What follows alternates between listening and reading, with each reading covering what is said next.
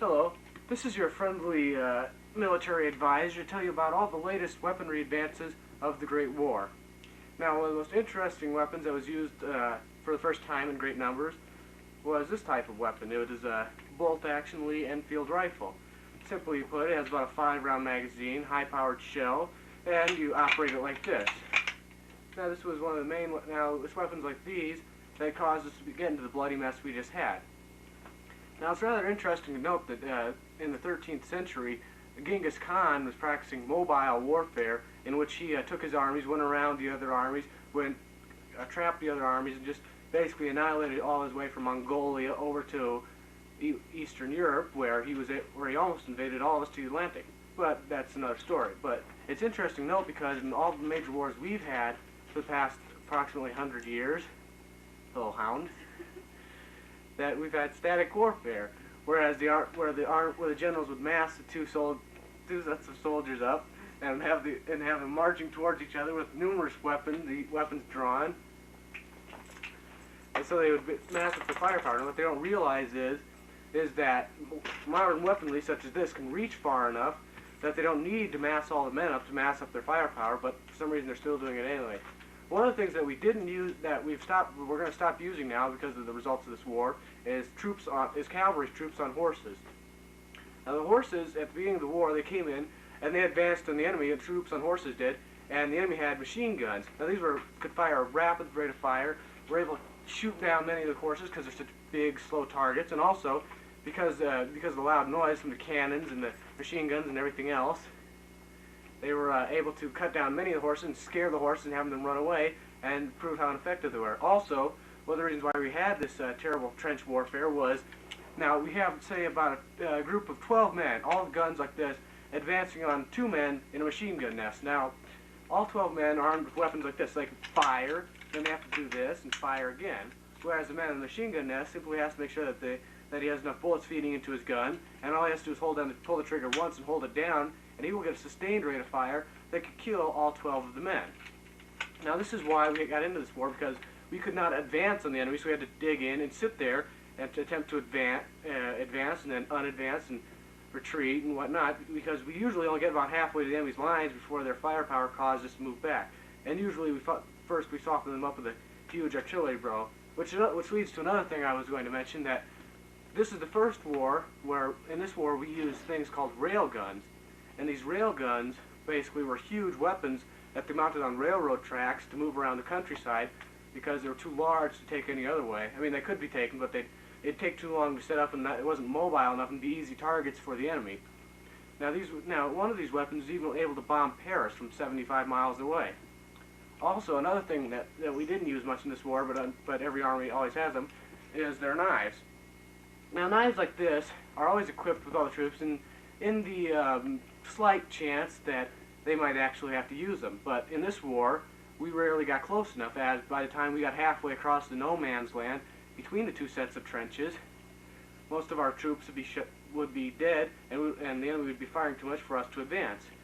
And if they did get into the trenches, it was more useful to shoot them or club them with the other rifle or use your shovel than this, because look at this. Okay. Look at this. This is a big, heavy club. You hit someone with this, you can do a lot of damage. This is a knife, and with the serrations on this knife, you stick it into someone, you're going to have a hard time pulling it out. Meanwhile, his 3 buddies are going to attempt to kill you. Okay, another thing and a new weapon that was used to combat the trenches was the tank. Now, this was originally developed by the British Commission of the Royal British Navy's Land Ships Commission. Now, the first experimental model, was called Little Willie, and as you can see here, it was basically an armored box on treads. You got that? Now can you see it? As you can see. Now then, this was proved to be fairly satisfactory, except it was unable to cross trenches. Now, after numerous modifications and a new design, a new version that had a crew of like approximately about 8. It had a range of 23 miles, had a land speed of 4 miles per hour, and a 6-cylinder engine. Now, this Big Willie, or Mother as it was called, due to the fact that it was like the mother of all tanks, the original, since it was the first combat tank to be used in 1916 in the advance on the Somme. It was also known as the HMLS Centipede, which stands for Her Majesty's Landship Centipede, in Her Majesty's Service Landship Service Centipede. Also in modern warfare is the airplane, which was used for the first time in combat. Now, the first airplane was developed by the Wright brothers in Kitty Hawk, North Carolina, in the United States. And at the beginning of this war, they were advanced enough so that they were being used as reconnaissance planes, though few generals thought they could do much more until the Germans started using them to drop small hand bombs on the troops below them. They were French and British, of course. Now, after that, they started putting machine guns on them to combat this situation, and also the Germans began using large zeppelins.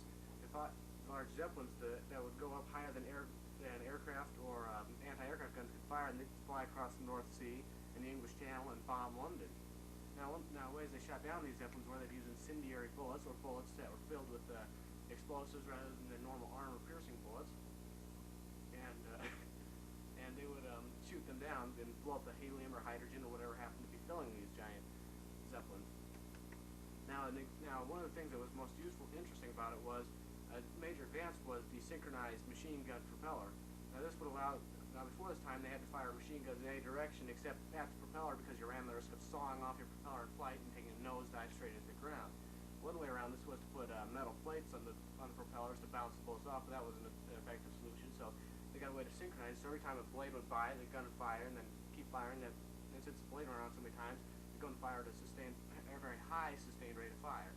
Now, here's an example. This plane here was known as the Sopwith Snipe. Now, it was smaller than and easier to fly and more maneuver and a little bit quicker than its predecessor, the Sopwith Camel. However, the Camel was a better plane in the hands of an experienced pilot, but this was easier for raw, inexperienced recruits to use.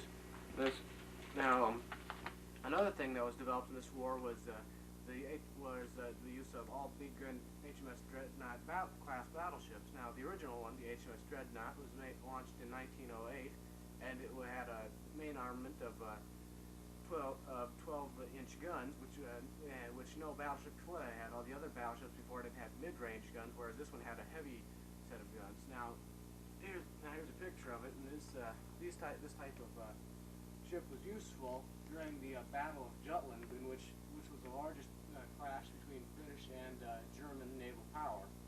Now, I'm going to show you on the map where this battle took place. It took place here at Jutland, which is now called Skagerrak. The Germans fought, and some of the ships even are still sticking out of the water from when they were shot down. See, it took place right off the coast of Jutland. See, it's called Jutland because of the way it juts out. It's also known as Denmark to some people. Now then, another thing used for the first time in this war was the use of gas. One of the most common gases was called mustard gas, and it was a dichlorophyll sulfide, and it was developed by was first used by the German army in July 1917 at the Battle of Ypres. It's a very effective gas, stays in the ground for a very long time, dense, and it burns out the eyes, lungs, and blisters the skin if it gets it. Very deadly. And one gas victim was a German corporal who earned the Iron Cross, and his name was Adolf Hitler. Another advancement at sea was the submarine. Now, the first submarine was developed by a Dutchman for the American Navy, and it was called the Holland. And it only had one torpedo tube, no bridge, and it had a dynamite gun for attacking surface ships. Now, this was not a practical sea design, but it was the first actual submarine that was totally made out of metal and was able to submerge and come back up. And here's an example of a German U-boat, which was to almost strangle Britain's commerce off during the war, and also sank the Lusitania and other ships, which was partially the reason why the United States got into the war. Now, these submarines were detected and hunted with destroyers and sonar and depth charges, which would find the German ships under the water and blow them up if they got close enough. Now, I've told you about the different types of armaments they have throughout the war, and I hope you are a little more enlightened about it so you know what type of stuff we had to go through to win this thing. Thank you very much.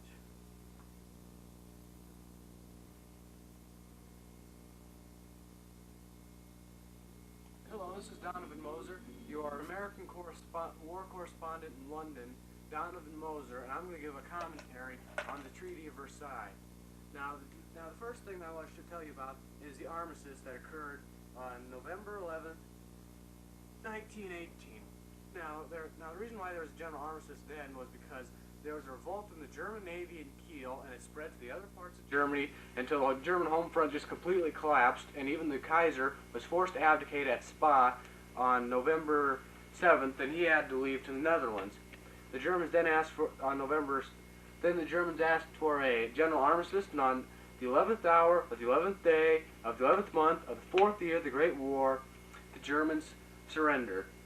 Next was to come the Treaty of Versailles. Now, before the Treaty of Versailles, before President Wilson went over to the Treaty of Versailles in France to negotiate the treaty, he gave a speech illustrating his 14 points over what he thought should be in the new Treaty of Versailles. Points 1 through 5 was point 1 was openly negotiated treaties and an end to secret diplomacy between nations.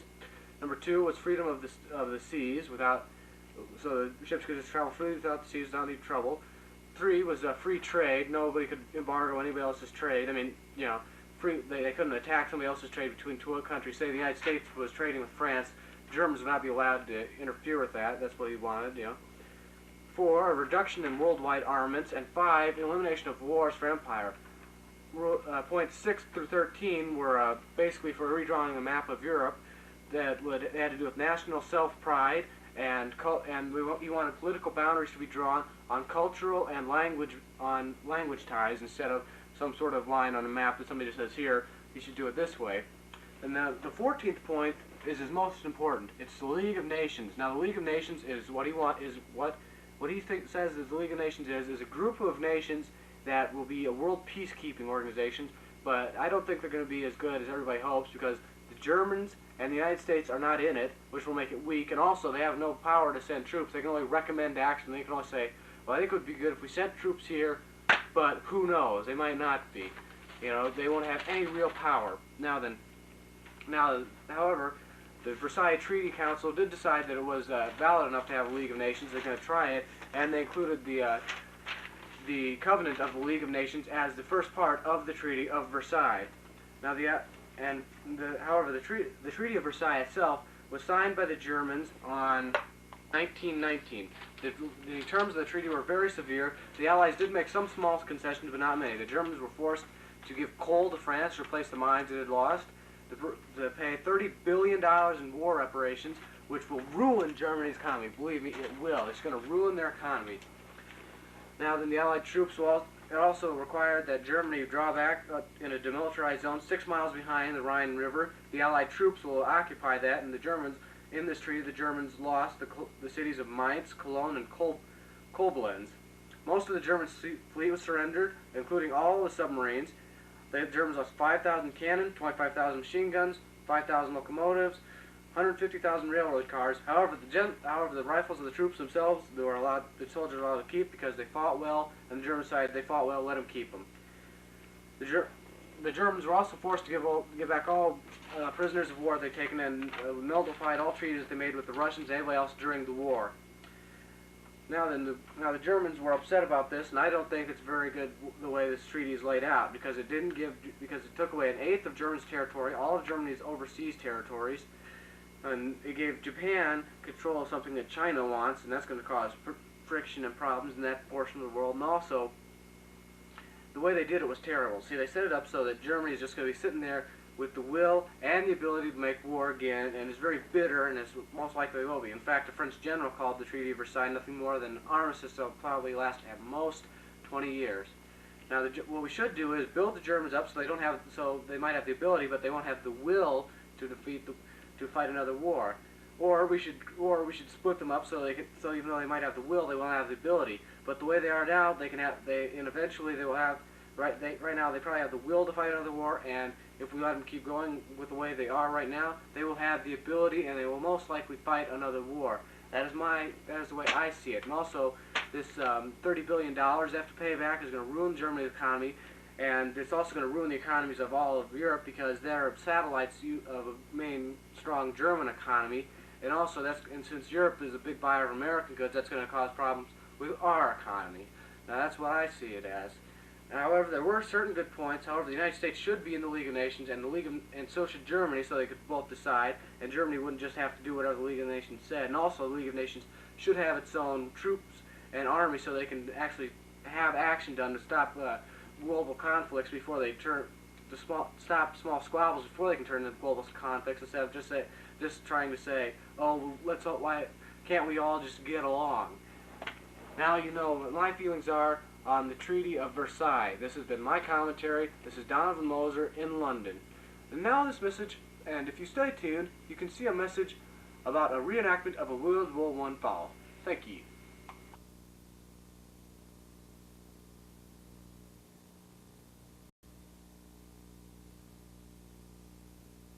Poland, its only major port, however, was a fine port city, and it's very large and lots of commercial business. Now this is going to, also the Germans must give a lot of coal to the French to replace mines that were destroyed or damaged during the war. Now this is a very harsh treaty for Germany. It could be done a lot better, and all it's going to do is create more ill content in Germany until they finally get so ticked with it. They're going to see it as restrictions imposed to it by an army, and they probably don't even think that they lost the war. They're going to sit there and go, well, we weren't invaded. Our armies, they were still in France when they asked for armistice because the war was just taking so long. That's why they ended it, and also they were running out of men. And the revolt at home. But Germany was not invaded, and their cities were mostly untouched. So they're going to say, hey, we didn't lose the war. We were like betrayed or something. Now I think that now that you know my thoughts on the war, and you've seen our newscast, I'd like to say thank you very much, and say thank you to all the people out there who helped, our camera person, our Jim Boyd, James Clark, and myself. Now, good night, and peace.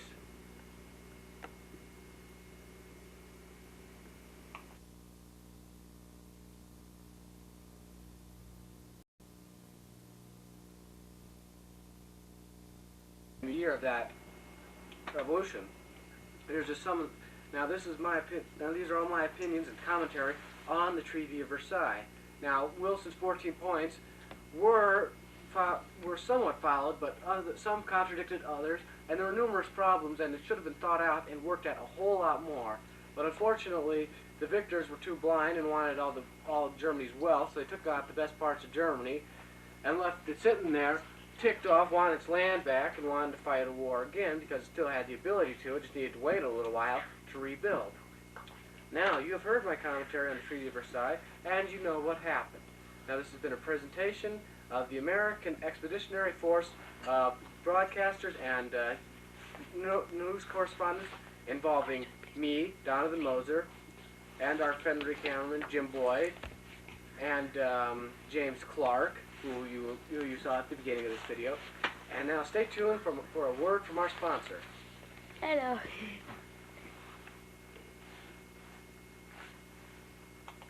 Over there, here we go, get 'em up over there. Have you seen a World War I battlefield, even with sound effects?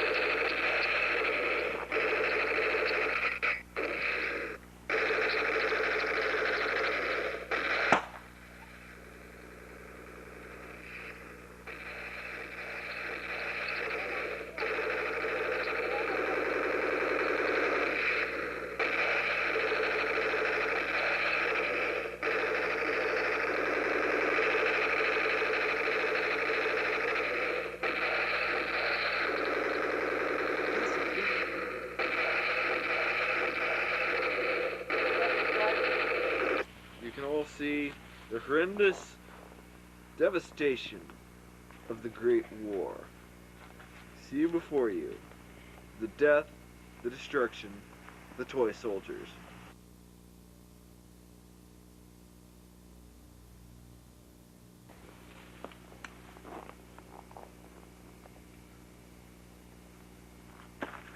Lay down on this road up front.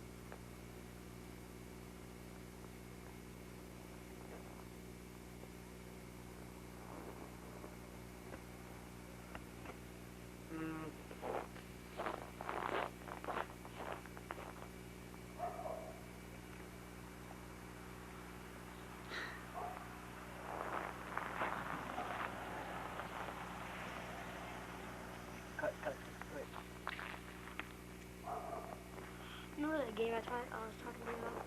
What game? Oh, never mind. Here's the fucking game is. Well, while he's trying to light the match, well, we were like playing a game. It was just a joke though. Yeah. That we were like insulting each other's mom. He goes, "Yo, mama's so stupid. She thought Martin Luther King Jr. was white."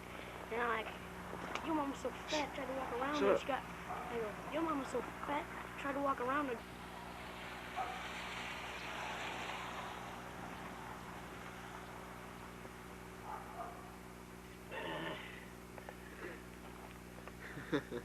Oh, look with the tank.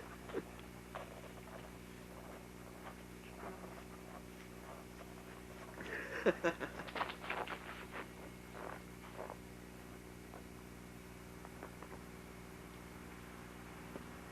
not going, is it? There it goes. So. Oh, come on, just scratch.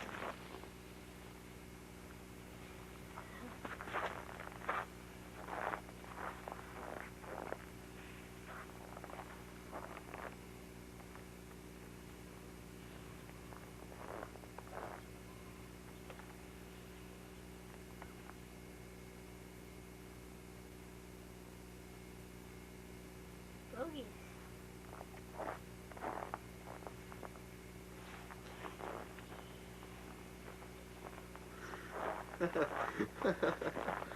Red. What? The firecracker's red.